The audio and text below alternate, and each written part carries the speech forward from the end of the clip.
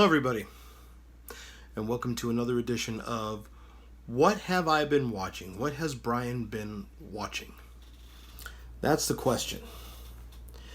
I know all you guys out there are lonely, and you think to yourself, what is Brian watching right now? What is he watching? Well, I'm going to tell you. Okay, I'm going to tell you. And don't have a big stack here, but I like doing this, especially since I've been doing a lot of watching. So let me get to it. What have I been watching? Oliver Stone has a memoir coming out, or it's out. It just came out this week, and I've ordered my copy. It should be arriving on Saturday. Can't wait to read it. Oliver Stone is one of my favorite filmmakers. He's in my top 20. The main reason why is that I saw Platoon when it came out, saw Wall Street, missed Talk Radio, but when this film behind me came out, Born on the 4th of July, I've talked about it several times. Myself and my father saw it in 70mm the first week of January of 1990 at McClure Court Cinema, which was a THX certified cinema, as well as 70mm, and it was just an experience beyond my wildest dreams at the time. And whenever I think of movies, I think of that moment when I sat there and I just, and I've been to movies, but just that moment was one of the best cinematic moments I've ever had. And then when I saw Goodfellas right there, that was another one, and that was the first R-rated film I was able to get into by myself. But with his memoirs coming out called Chasing the Light, it goes up to when he won the Oscar for Platoon. I kind of wanted to go back and watch some Oliver Stone. I have every one of his movies. I have a couple of his documentaries. But the documentary side is interesting to see from what he does and his perspective on things. But it's his narrative films that I really feel is where his strength is at. And I like how he's able to combine all these things into fairly entertaining and innovative films. So I hadn't watched it in a long time, but of course, JFK. Now I know some people say, "Oh, it's a fantasy. He mishmashed. He put a lot of he confused fact with fiction, fiction with fact, and all this other stuff." The thing is, the movie asks questions. Is really what it does. Do I believe there was a conspiracy with Kennedy? I don't know, but my own theory is it was proven that it's virtually impossible to get for one person to do the shooting, but that's another story. But what I like about the film, and I saw it the weekend it came out in the movie theaters with my friend Ian, and we saw it together. And what I like about it is that it tells this story from the point of view of Jim Garrison, the actual DA of New Orleans, played by Kevin Costner, who is essentially a mouthpiece for Oliver Stone. But his search for the truth. And did he find the truth? I mean, honestly, Oliver Stone, he plays it in the movie. He doesn't play it as this definitely happened. You have people saying, well, let's just speculate what happened. Just speculation. Well, let's guess. That's what it is. But it's a brilliant, epic, political thriller. In the vein of the movie Z, if you've ever seen that, which was the main inspiration. But also the edit. But what I love about the fact too is that it's just epic in scope. And this is when Oliver Stone's canvas got big, beginning with Born on the 4th of July. And from that point on, his canvas was just a sprawling canvas. And you have the Jim Garrison story, the Oswald story, the Washington story, the Dealey Plaza story, all interwoven together into one massive collage. And it keeps your interest. I will say, though, that I wish the theatrical cut would be put back out there. Kind of interesting circumstance. The movie came out in Christmas of '91. It debuted on home video, VHS and Laserdisc in the spring of '92. Then early 93, I believe it was in February, a director's cut came out. And I was kind of, well, Oliver Stone has final cut on all of his movies, so why would this be a director's cut? But it was a director's cut. Basically, if you've seen the movie, there's like scenes within a scene within a scene within a scene. So there's more of those. Some more scenes are extended. Two, there's a key scene with a Johnny Carson type character played by John Larroquette. A scene at an airport where they were trying to blackmail Jim Garrison. Don't know if it's needed, but this has been the version that has been available. And Oliver Stone himself has said that the movie does need an intermission, like a good old-fashioned roadshow film.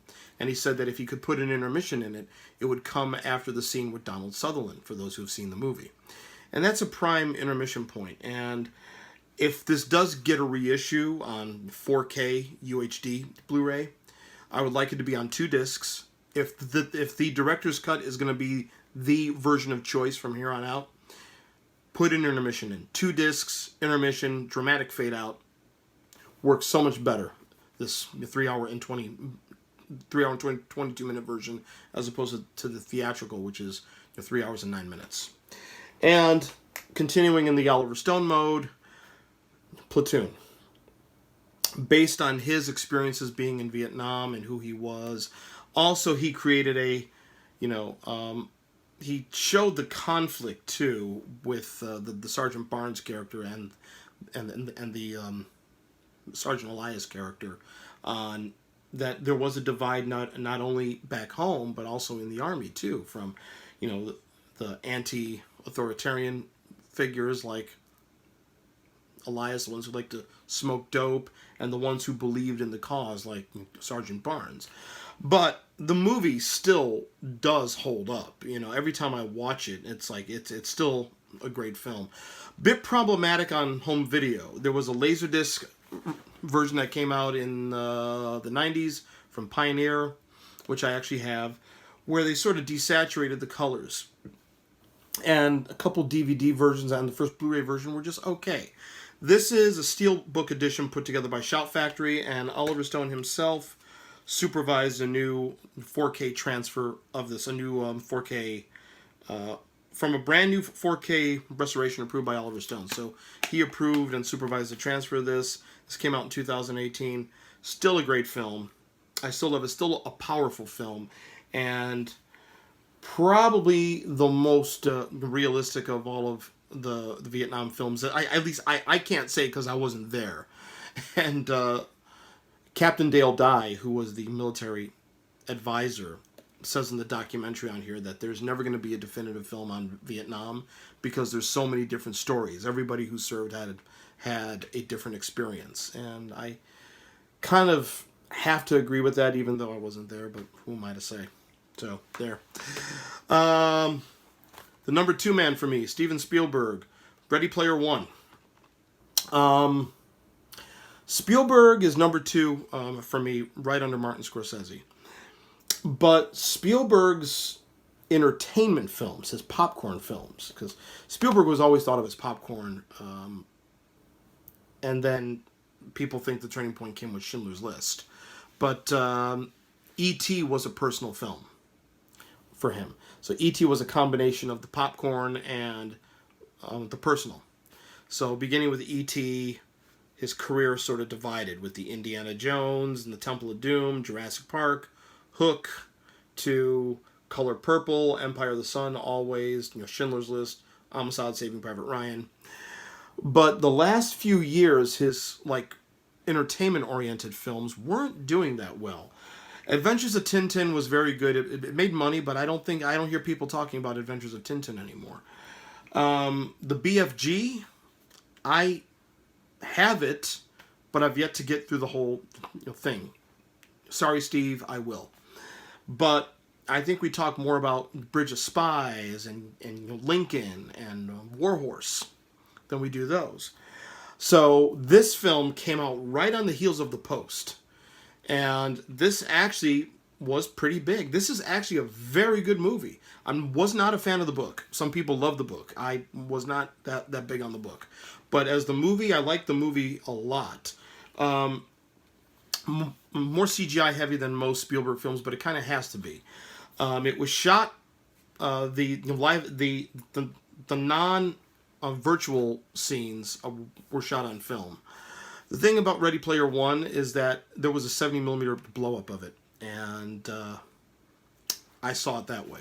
Some people said, "Why? It's a digital film. It's about a character who spends time in the Omega, which is a virtual world, and a lot of it was digital." I'm like, "Yeah, but he shot the non-Omega stuff on film." And back in the day, Steven Spielberg was the king of 70mm blow-ups, in my opinion. The last film that he did that had a 70mm blow-up was Hook. And that was it. So this is his first one. And I said, I got to see it in 70mm. So there you go. Damien Chazelle's The First Man about Neil Armstrong. He gave Philip Kaufman and The Right Stuff and Ron Howard's Apollo 13 a run for their money with this film. I love this film. I love the way Ryan Gosling plays Neil Armstrong. He plays him the way he's been described, as a reluctant hero. He's got a job to do. He's very serious. He's not about the limelight. And just the heartbreaking performance when he's concerned with his daughter. I like the way Damien Chazelle, I like the way he shot it. I think this film is perfect, and I hope you check it out. If you haven't, I really love First Man. I had to watch this. Led Zeppelin, The Song Remains the Same. Finally a music film with the other ones. I remember seeing this on MTV back in the day, and I just thought, being a Led Zeppelin fan, that this movie was a masterpiece. Now that I'm older, I think the fantasy scenes are very pretentious, and there's way too many of them. Continuity errors. And certain tidbits I found out after the fact. You could go on Wikipedia to take a look at that. But the fact is, they did have to reshoot the concert in a soundstage to get your close-ups and things like that. But it's still a great film. It's still a great cult film, midnight movie classic. Crank up your sound system, and the Madison Square Garden stuff with the sound, the performances. Very good. Still one of the best live bands ever, and four guys on that stage doing everything. And when they got back together for the one-off that they did, and I believe it was 2008, still just four guys with Jason Bonham on drums. Speaking of the fantasy scenes, the one thing I want to say is that the best fantasy sequence in here is Bonham's, because it's the most true of all of them. I mean, Robert Plant is a Viking, a warrior with his sword, and John Paul Jones is some sort of knight rider and haunting a town, and Jimmy Page meets Father Time. Here, John Bonham is doing what he always preferred to be doing. Working on his farm, working on his cars, playing with his son, hanging with his wife. He hated going on tour. Part of his self-destructive behavior was because he had to always break off and go on tour. So, this is going long, guys. So, one more and then we're done. This just came out, so I haven't watched it yet, but I figured I'd show it. Paramount Presents, a new series Paramount's doing of movies that haven't been released on Blu-ray yet, in beautiful new 4K transfers. Can't wait to watch this. Haven't watched it in ages. I want to flash back to when I was a junior in high school. Ghost. Bring myself back to that time frame when I was a junior in high school, and I worked at West Coast Video as well, and everybody put this on because it was PG-13. So that's what I've been watching, and I hope you enjoyed this. I just dropped a whole bunch of stuff. So I hope you enjoyed this, and I'm glad you're sticking with me, and I'll definitely talk to you soon.